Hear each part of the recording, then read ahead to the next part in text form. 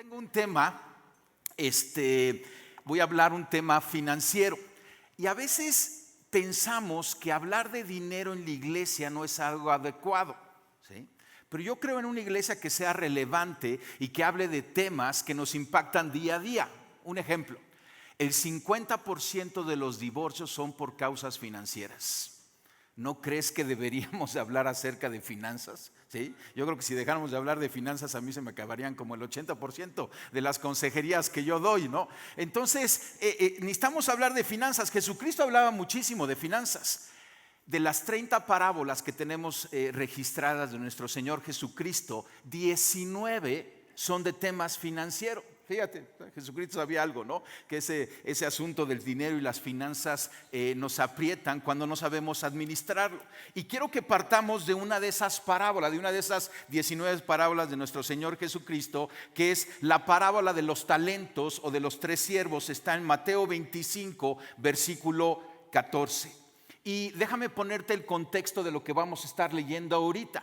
En el capítulo 24, nuestro Señor Jesús, sus discípulos les preguntan acerca de los últimos tiempos. Y Mateo 24 es un resumen que Jesucristo hace de todo lo que Juan extiende en Apocalipsis, ¿no? Tú quieres ver así como un resumen de Apocalipsis, vete a Mateo 24, ese es el resumen, ¿no? Citando Jesucristo todo lo profetizado y anuncia hacia el fin de los tiempos. Mateo 25 es una continuación de esa enseñanza. Y la primera parábola que cuenta en el Mateo 25 es la de las 10 damas de honor, ¿sí? Y está describiendo ese regreso de nuestro Señor Jesucristo. Pero luego también habla de la parábola de los talentos. Y ese es el contexto, está hablando de los últimos tiempos. Y empieza a hablar aquí de 3 administradores. Y dice: también el reino de los cielos puede ilustrarse mediante la historia de un hombre que tenía que emprender un largo viaje.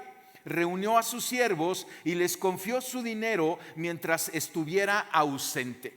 Y lo dividió en porciones, en proporción, a la capacidad de cada uno. Al primero le dio 5 bolsas de plata, al segundo 2 bolsas de plata y al último 1 bolsa de plata, y luego se fue de viaje, ¿no? Y entonces obviamente está hablando de los últimos tiempos y entendemos que es nuestro Señor Jesucristo que va y va a regresar, pero da estos talentos, ¿no? Y aquí lo está poniendo muy puntual como ese dinero, pero también representa nuestros dones, ¿no? Así como este matrimonio joven que pone su don increíble al servicio de Dios. A cada uno de nosotros se nos ha dado dones. Nadie llegó tarde a la repartición de dones. Tienes dones. Nos da oportunidades Dios, y también nos da recursos. Y lo interesante es que empieza a describir lo que sucedió con estos 3 siervos.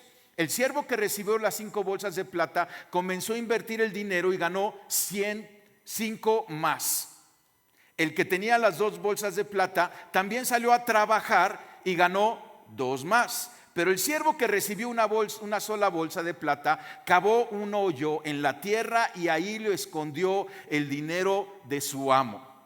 Después de mucho tiempo, el amo regresó de su viaje y lo llamó para que rindiera cuentas de cómo había usado su dinero. Y el siervo al cual le había confiado las 5 bolsas de plata se presentó con 5 más y dijo: amo, usted me dio 5 bolsas de plata para invertir y yo he ganado 5 más. El amo lo llenó de elogios. Bien hecho, mi buen siervo fiel. Has sido fiel en administrar esta pequeña cantidad, así que ahora te daré muchas más responsabilidades. Ven a celebrar conmigo. Luego dice en el 22: y se presentó el siervo que había recibido las 2 bolsas de plata y dijo: amo, usted me dio 2 bolsas de plata para invertir y he ganado 2 más. El amo dijo, estas son palabras que me encantan porque mi pastor Sergio, cuando nos ponía una tarea y llegábamos y la hacíamos bien, nos decía esto, ¿no? Bien, buen siervo fiel, y te sentías bien, ¿no? Sí.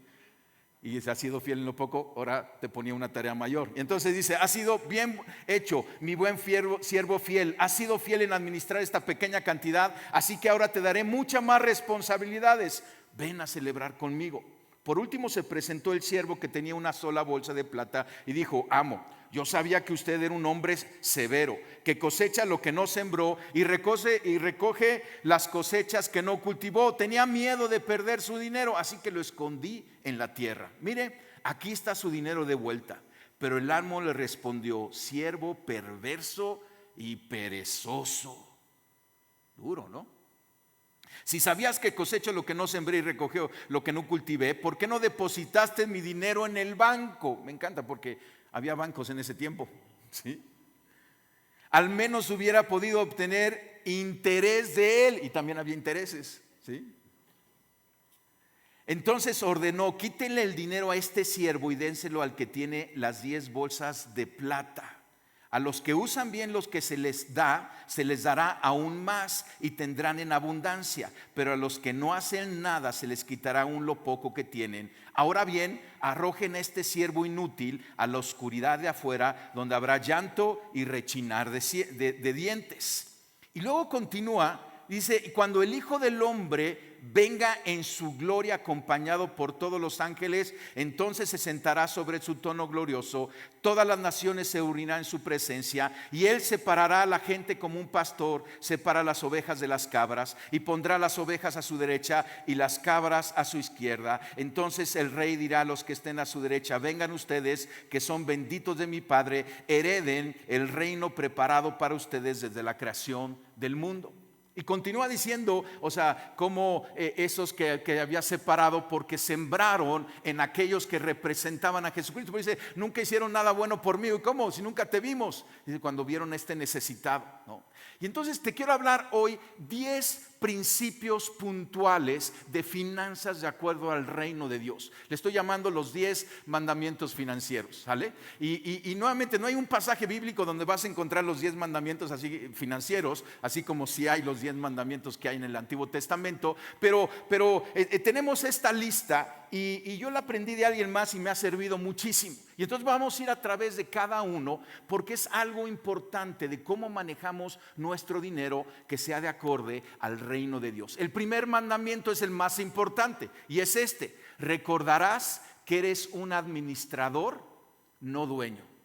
Y entonces aquí se puede empezar a poner interesante. Dice Deuteronomio 8:17: no se te ocurra pensar: esta riqueza es fruto de mi poder y de la fuerza de mis manos. Recuerda al Señor tu Dios, porque es Él el que te da el poder para producir esa riqueza. Y este es el primer principio. Muchas veces tú y yo estamos viviendo nuestra vida pensando que nosotros somos los dueños, ¿sí? Dios me dio 4 hijos para que yo los cuidara, pero son del Señor, ¿sí?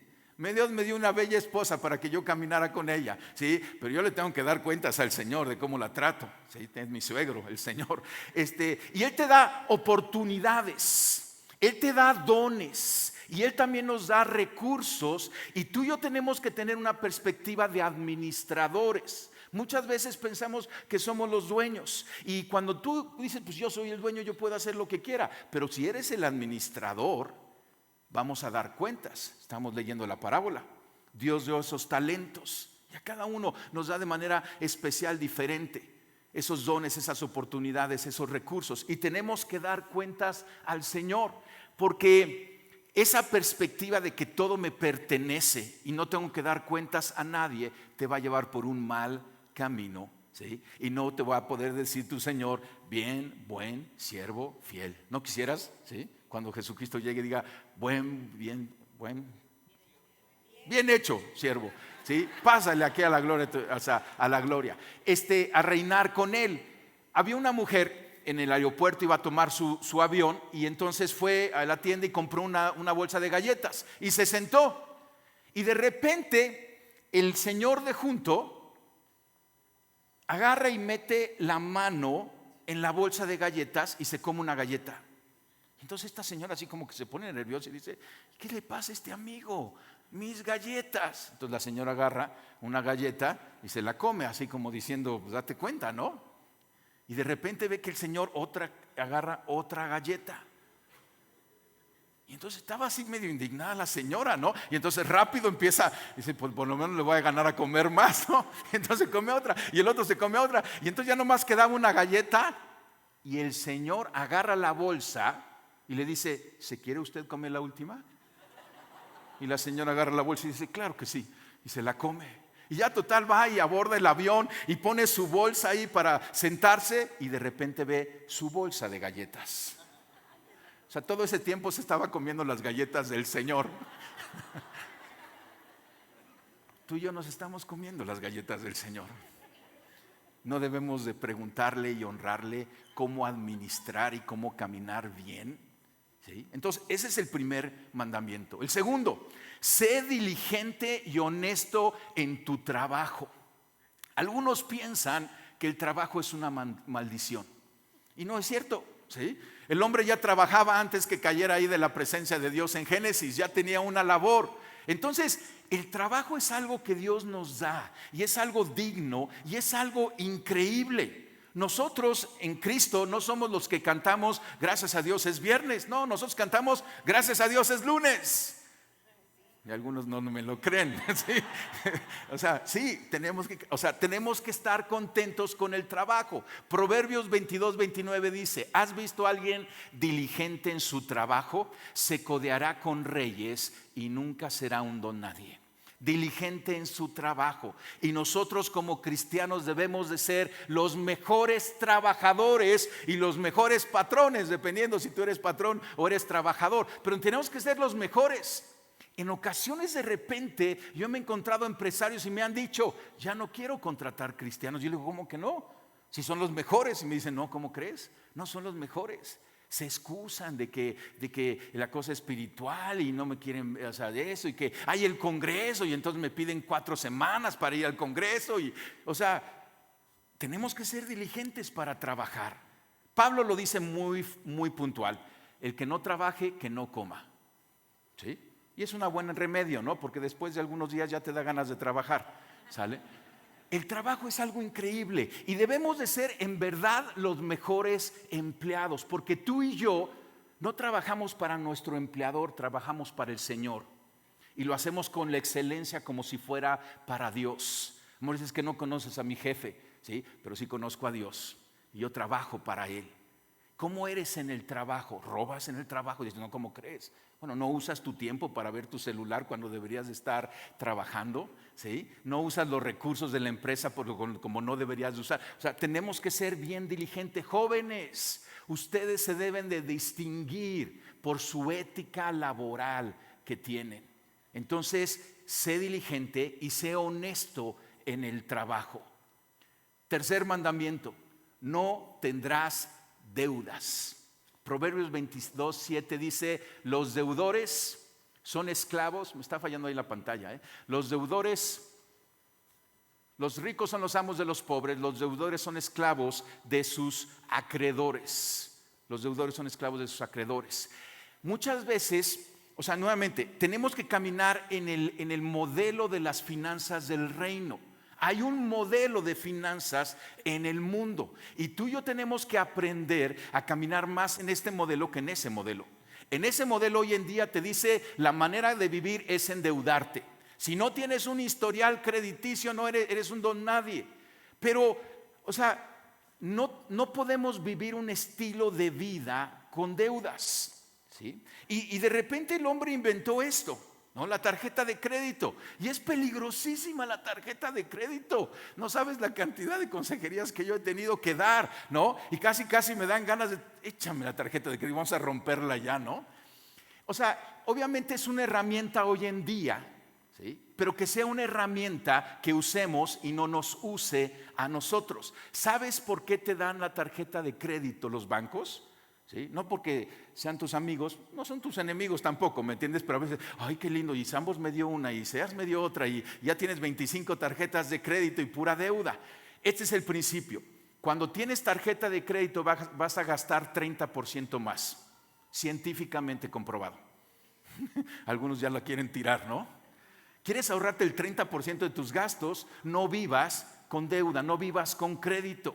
Si no, camina con el efectivo, o sea, con el dinero que tienes en la cuenta de banco. No es que vas a traer el efectivo en la bolsa, pero no trabajar con el crédito. Y a veces ya hemos hecho un estilo de vida, estar endeudados, y tenemos que caminar sin deudas, libres de deudas. Jesucristo nos ha hecho libres en muchas áreas de nuestra vida, en todas las áreas de nuestra vida, incluyendo también la económica. No vayas y te esclavices con deuda. La única deuda que yo creo que es válida y puedo yo recomendarla es cuando tomamos una hipoteca para una casa. Y este es el principio. ¿Por qué puede ser válida? Porque pedimos un préstamo por un bien que tenemos. Y si nos metemos en problemas, este bien lo podemos regresar, porque es un bien que no se devalúa, sino que crece en su valor. Y entonces tenemos un bien para hacer frente si hay alguna cosa que nos podemos atorar con el crédito. Y cuando tomas el crédito tienes que ver que sea con intereses fijos, no variables, ¿sí? Y que lo puedas pagar con anticipación sin ninguna penalidad. Entonces, con todas esas condiciones, bueno, puedes sacar un crédito, o sea, es algo viable, un crédito hipotecario. Pero otros créditos que de repente ya, o sea, para todo ya tenemos créditos y empezamos a vivir estilos de vida que no están de acuerdo a nuestros ingresos.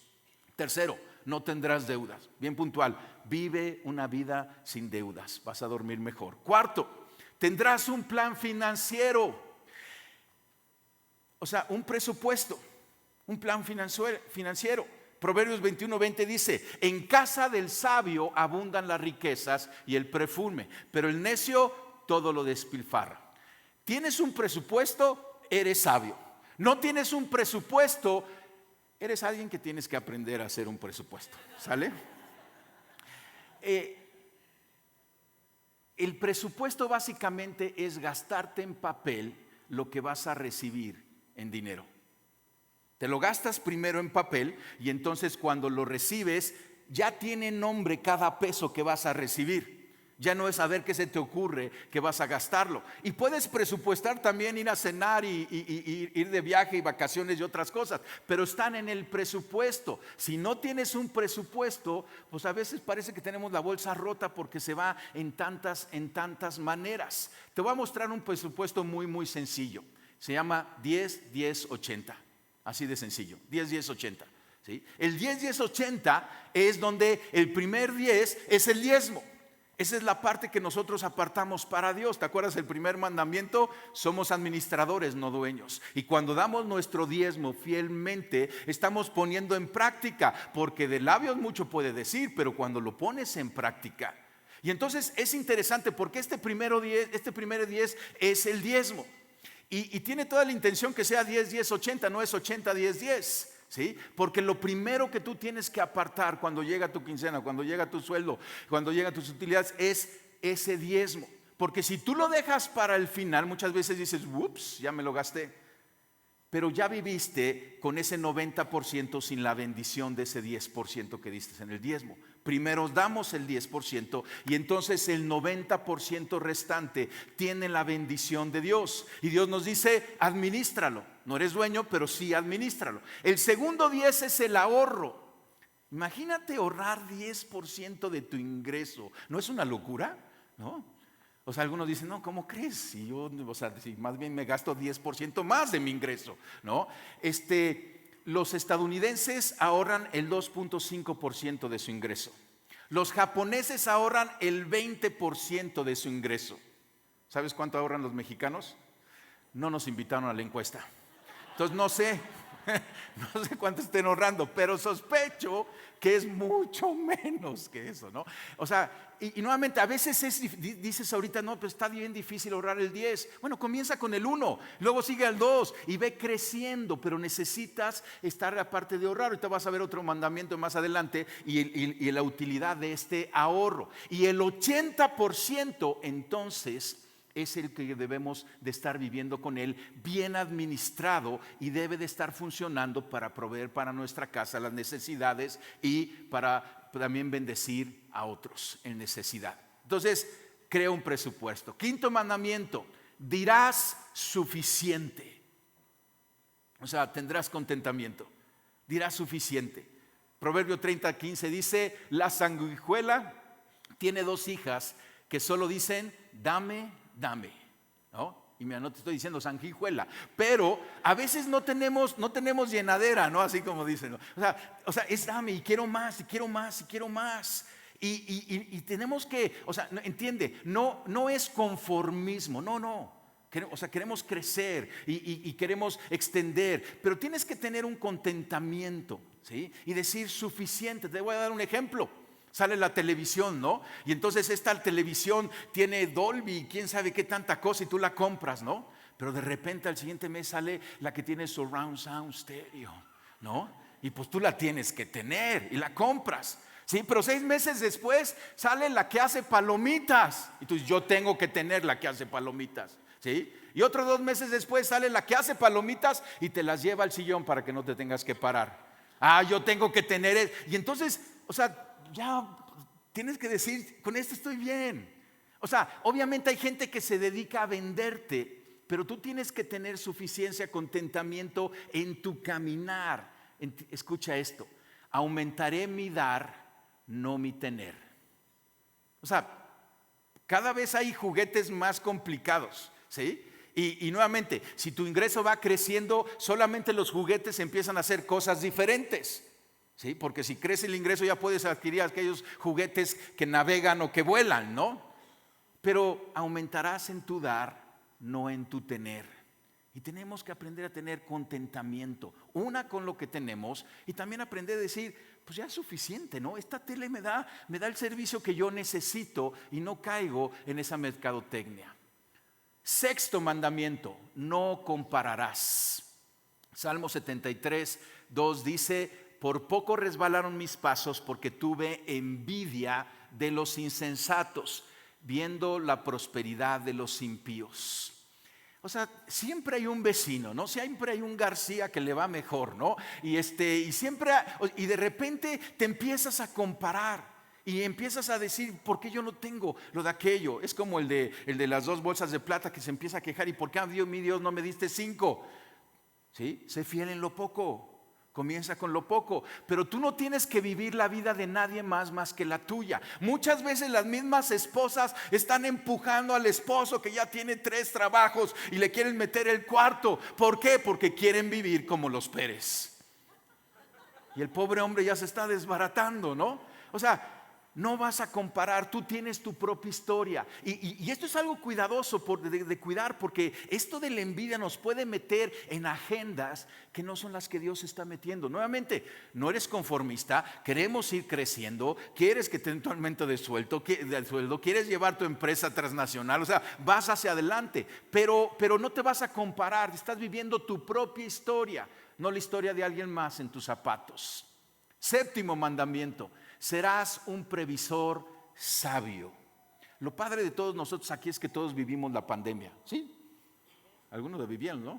Algunos murieron en la pandemia, pero nosotros estamos aquí y la vivimos. Y sabemos que tenemos que ser previsores. Proverbios 6:6 dice: anda perezoso, fíjate en la hormiga, fíjate en lo que hace y adquiere sabiduría. No tiene quien la mande, ni quien la vigile ni gobierne. Con todo, en el verano almacena provisiones y durante la cosecha recoge alimento. Tienes que prever. Esa parte del 10% del ahorro es para esa provisión. Si sabes que un día no vas a tener fuerzas para trabajar, a lo mejor ya no vas a ver para trabajar, o ya no oyes para trabajar, ¿estás previendo para esa etapa? No, ya cuando tengo 80 años pienso qué voy a hacer. No funciona así.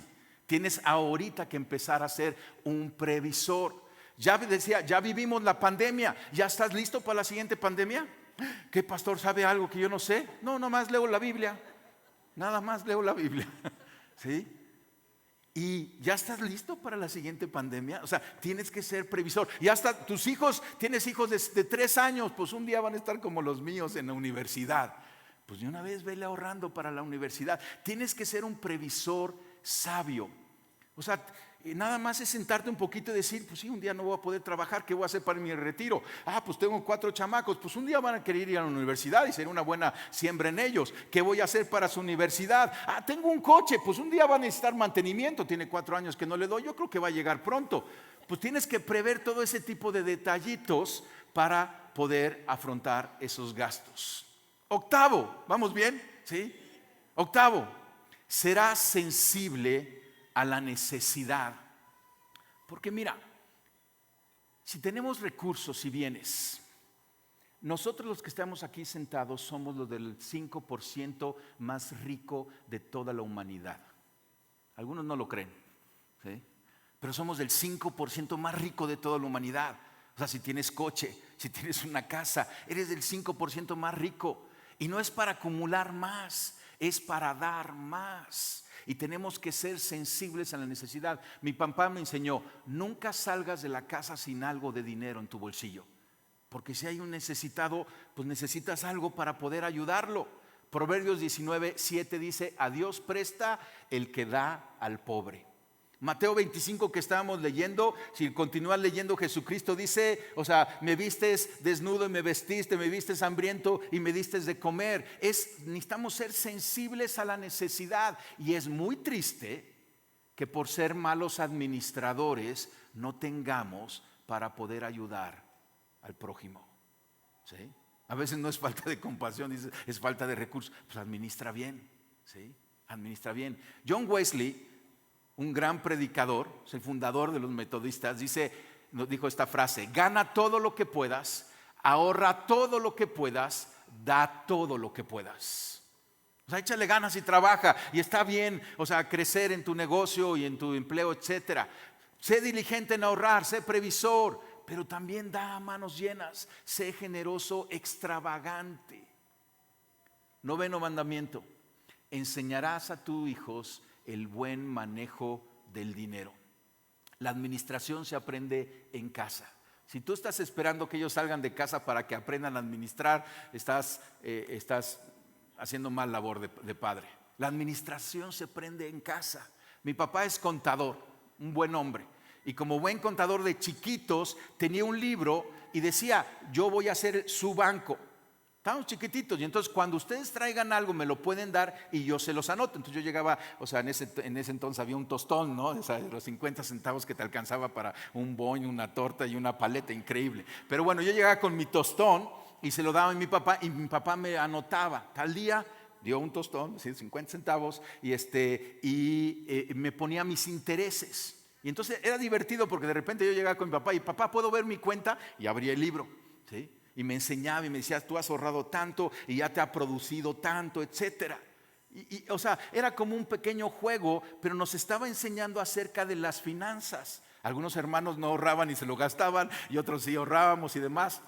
Cuando tenía 25 años y ya me quería casar, con ese ahorro de mi infancia pagué el enganche de mi primera casa. O sea, dices, órale, ¿no? O sea, y ese fue un padre que nos enseñó el ahorro y demás y nos lanzó. A veces no, es que yo le voy a ayudar, pero o sea, es una mejor manera de ayudar porque yo llegué con mi propio dinero que yo me ahorré, que en lugar de me echar la paleta, ¿sí? Lo metí ahí y demás. Había otro hombre que le daba a su hijo de 3 años, ¿sí? Le daba 3 monedas. Creo que traje 3 monedas, aquí está, traje las 3 monedas. Entonces le daba 3 moneditas, así con un niño chiquitito, y le decía, esta primera moneda el domingo lo das en el diezmo, ¿sí? Esta segunda moneda la vas a ahorrar, y le ponía un cochinito y ahí que la ahorraba. Y esta tercera moneda te la tienes que gastar. Si no te la gastas, la siguiente semana no va a haber 3 monedas. Te la tienes que gastar. Entonces el chiquito tenía que ver cómo se la gastaba. Porque el dinero también es para gastar, ¿no? O sea, también hay que usarlo y también hay que, o sea, etcétera. Y entonces, fíjate qué sencillo ejercicio, pero el chiquito aprendió, hay una parte para Dios. Tengo que ser un buen provisor, pero también tengo que disfrutar lo que recibo. Enseñemos a nuestros hijos, dice Salmos 34:11. Hijos míos, acérquense y escúchenme, voy a enseñarles a honrar al Señor. Había este hombre que iba al centro comercial y de repente su hijo le decía, papá, quiero un helado, y sacaba el billete de 500 pesos, ¿no? Y vete a comprar, hijo, tu helado y invítale ahí a los que encuentres, ¿no? Y entonces iba el niño y llegaba lleno de helado y, o sea, se la pasaba muy bien ahí en el centro comercial. Pero era el sábado y al día siguiente llega a la iglesia, entonces el mismo niño con su papá llega, papá, quiero dar el diezmo, ¿sí? Y entonces el papá, en lugar de sacar el de 500, saca la monedita de a peso. Da esto. ¿Qué le estás enseñando a tu hijo? Y entonces el niño va y da el diezmo. ¿Qué le estás enseñando a tu hijo? ¿Sí? A Dios la limosna. ¿Sí? Pero a mí. ¿Sí? O sea, le estás enseñando a ser administrador o le estás enseñando a ser el dueño. Entonces, qué importante es el manejo de las finanzas en nuestra casa. 10º mandamiento, ya no nos acabamos. 10º, estarás listo para la auditoría final. Yo sé que algunos escucharon auditoría y ya querían salir corriendo, ¿no? O sea, es una palabra, ¿no?, que como empresario de repente dices, ay, la auditoría, ¿no? Yo he aprendido que hay auditoría amigable, ¿no? Tú puedes contratar una compañía y te viene y te hace una auditoría y te dice, cuide usted esto, y eso es algo muy bueno, ¿no? Todos nosotros vamos a comparecer ante el tribunal de Cristo. Romanos 14:10, porque todos compareceremos ante el tribunal de Cristo. Leíamos Mateo 25, ¿sí? O sea, en ese día del regreso del Señor. O sea, tú y yo vamos a estar delante de Dios y vamos a dar cuentas.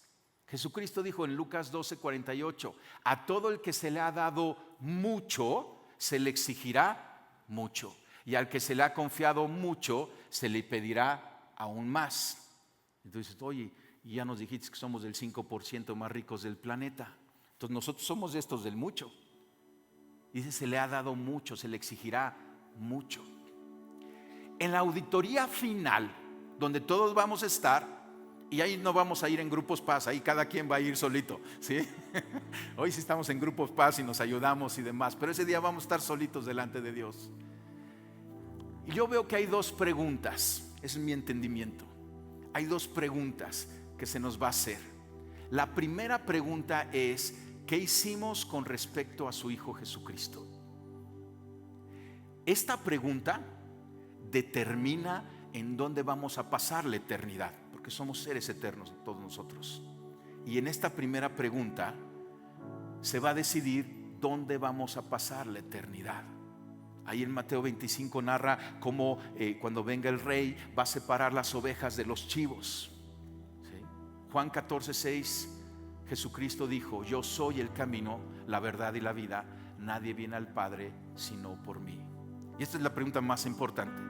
Mira, y esto es a lo que nos dedicamos, ¿sí?, en este lugar, en esta iglesia, a hablar de Cristo, a decirte, decide por Cristo, camina con Cristo, porque entre hoy y ese día tú tienes que tomar una decisión personal.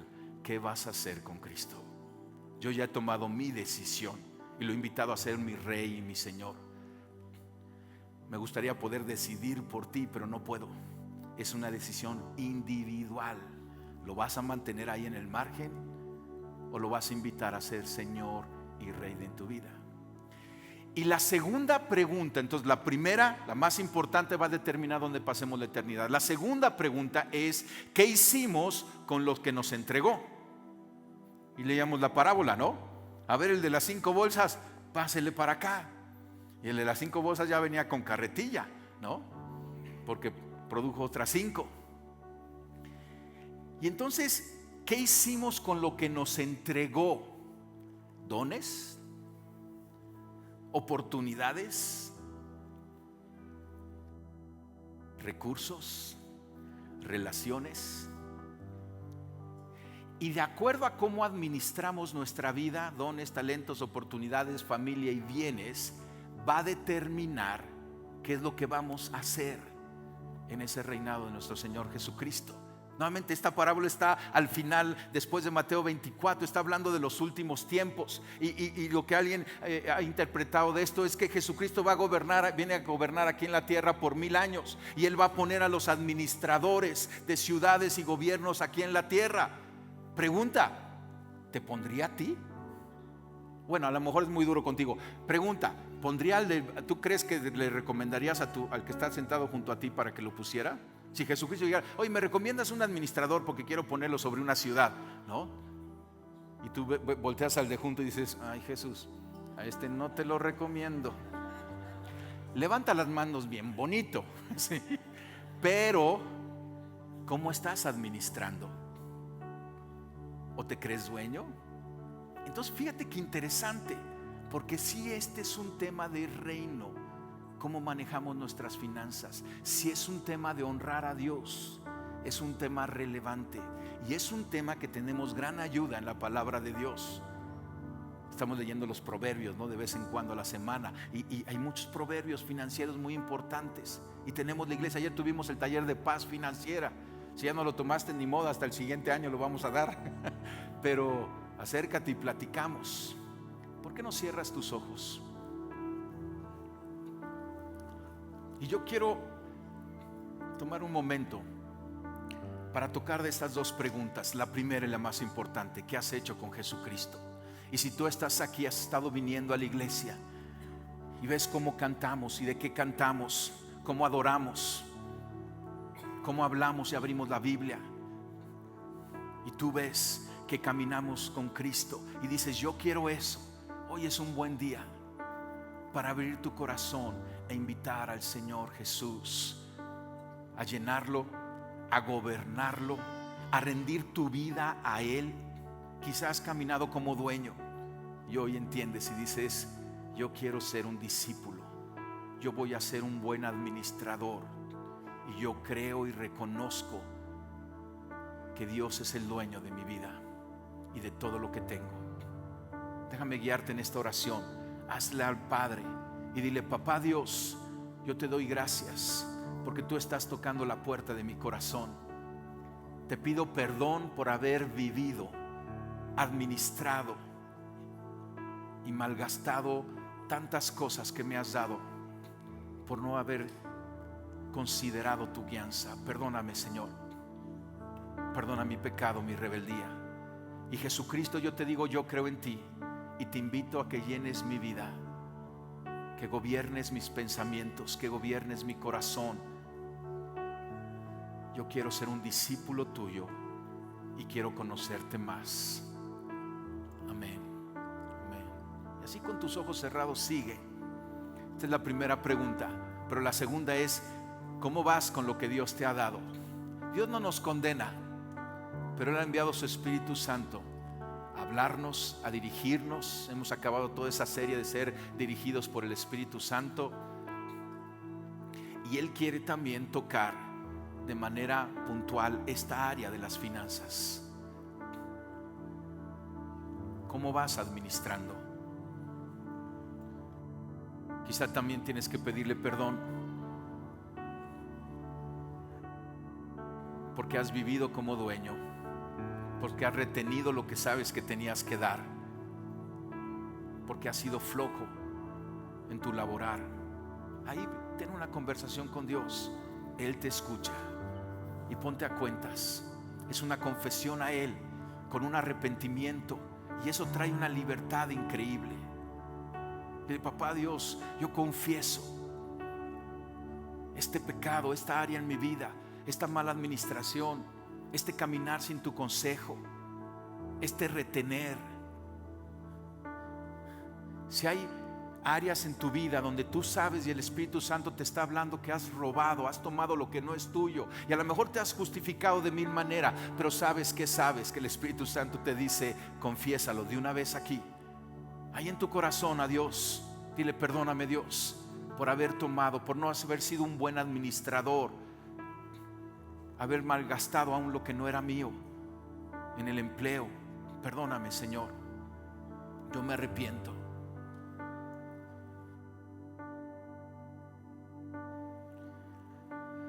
Y ahora déjame bendecir tu vida, así con tus ojos cerrados. Déjame darte una bendición pastoral en esta área puntual. El Salmo 1 habla de que somos árboles plantados junto a corrientes de agua y que todo lo que hacemos prospera con la sabiduría de Dios. Y esa es mi oración para ti. Señor, yo bendigo a cada familia aquí representada. Yo te doy gracias, Señor, porque tú eres su proveedor. Señor, porque tú eres el que das las oportunidades, porque tú eres el que das tu sabiduría para caminar en sus decisiones. Señor, porque tú eres el que cierras la boca del devorador, de aquellas situaciones que quieren robar su economía. Señor, yo los bendigo, yo declaro que ellos son esos árboles plantados junto a corrientes de agua, cerca de ti, escuchándote a ti, aprendiendo de ti, buscándote a ti, honrándote a ti con sus bienes. Señor, abre las ventanas de los cielos y derrama tu bendición sobre ellos hasta que sobreabunde, Señor. Derrama tu misericordia, derrama tu gracia, Señor. Llévalos a caminar en gracia y favor contigo en cada área de su vida, en esta área financiera. En el nombre de Jesús, yo oro y corto toda maldición que pueda venir generacionalmente sobre sus vidas. Y yo declaro ahora tu bendición y tu previsión y tu guianza. En el nombre de Jesús, toda palabra que se haya levantado en contra de sus vidas, declarando pobreza, escasez, insuficiencia o falta de habilidad, yo la corto en el nombre de Cristo Jesús. Y yo declaro sobre sus vidas, hablo tu bendición, porque tú has puesto dones y talentos. Tú vas a abrir puertas de oportunidades y tú les vas a dar la fuerza. Señor, pon fuerzas nuevas, aún en el que piense que ya no las tiene. Pon ánimo, aún en los corazones que se han desanimado por fracasos pasados. Pon una nueva esperanza, Señor. Dales nuevas fuerzas. Abre las ventanas de los cielos, Señor. Dales tu sabiduría. Dales tu bendición y darles la oportunidad de seguir colaborando contigo en el reino de Dios, al dar a tu iglesia, al dar al necesitado, al caminar con una generosidad extravagante, y que siempre sea para tu gloria. Amén y amén.